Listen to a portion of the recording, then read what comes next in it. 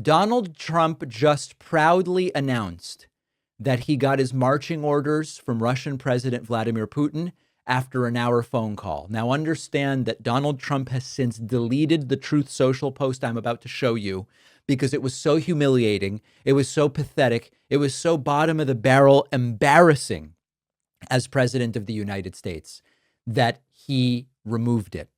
But what Donald Trump said after speaking with Putin was the following, quote, "I just finished speaking by telephone with President Vladimir Putin of Russia.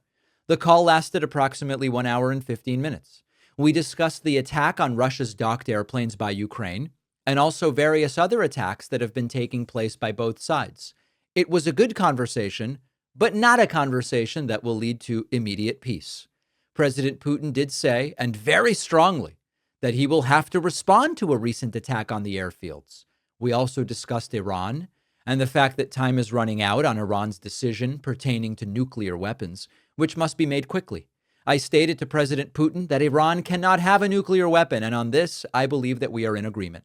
President Putin suggested he will participate in the discussions with Iran and that he could perhaps be helpful in getting this brought to a rapid conclusion.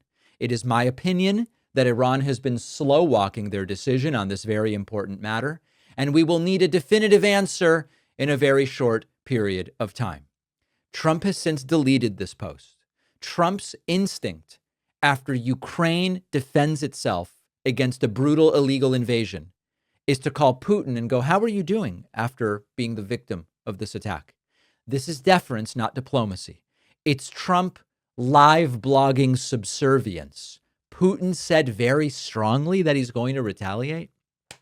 Okay. Sounds less presidential and more sort of like a mouthpiece for Vladimir Putin. You're coordinating American foreign policy on Iran with Vladimir Putin, the same Putin who's been arming Iran, protecting Iran, using Iranian drones to bomb Ukrainian civilians. This is not strategy. This is a delusion. And I don't know whether Trump, when he posted this, he has since deleted it.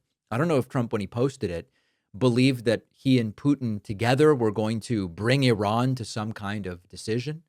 Vladimir Putin, global peacemaker, is going to pressure Iran into denuclearization. I'm sure that that's going to happen. So understand that this is not normal and this is not diplomacy.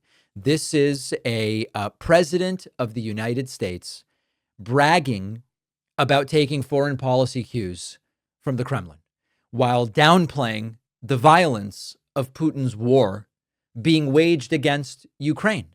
And so the story here is not new. I'm sure you've heard me say it a dozen times at this point. Trump has a soft spot for strongmen. It's Kim Jong-un, it's Orban, it's MBS in Saudi Arabia. But this is a special relationship, not the US and UK. It's a different special relationship. It's Trump and Putin.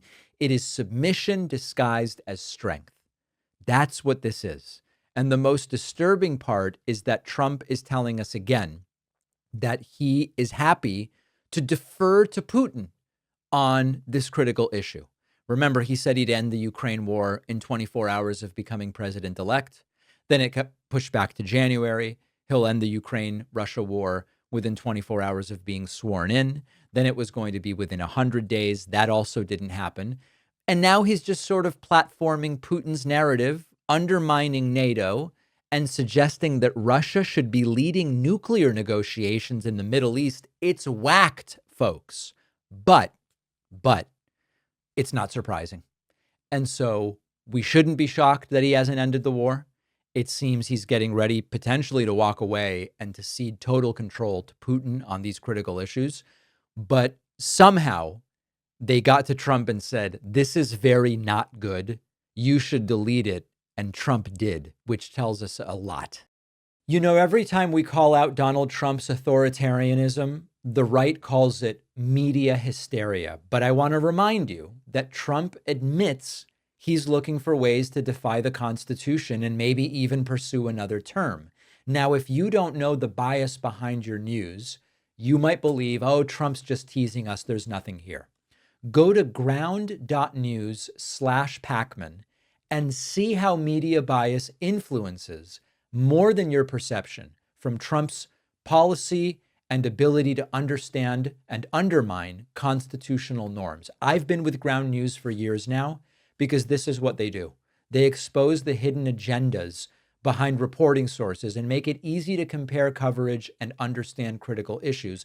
Even better, if I'm reading a story on another site, the Ground News browser extension will flag the source's political bias and give me other reports on the same story so I can verify the information.